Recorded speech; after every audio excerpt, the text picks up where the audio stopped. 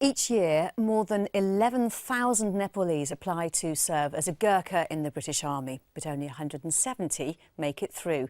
This year's recruits have only been in the UK since January, but their training has already begun.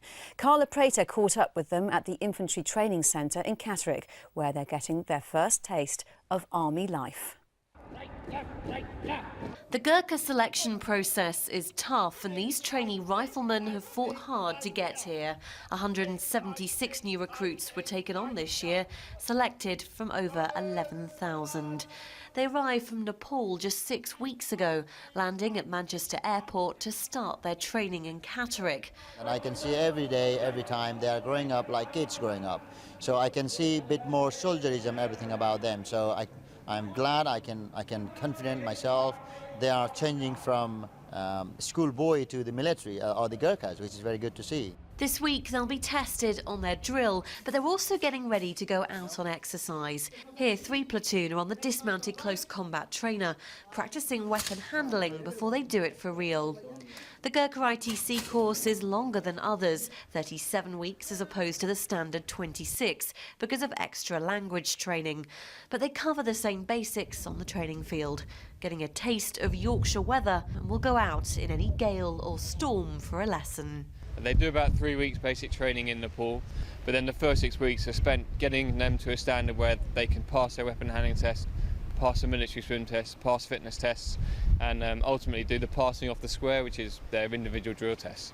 So it's a pretty progressive 6 weeks. This is the recruits' second exercise, their second night out in the field, and after a very windy afternoon of demonstrations, they're now proceeding up the hill to set up camp. Gurkhas have been in the British Army since 1815 and are among the most highly regarded infantry troops in the world. But they fared badly in recent job cuts. In January, it was announced 400 would go from the brigade of 3,500. But for these recruits, future uncertainties aren't a concern right now. They're proud and eager to be here. My brothers are in the army, and seeing them, I got a feeling that I should too try, so I tried it.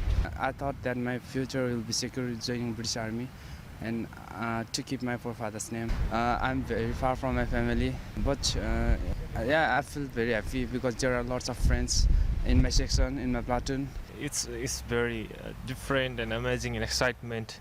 I didn't hope that it would be like this, but it's very amazing right now. I feel I am lucky to be joined as a British Army.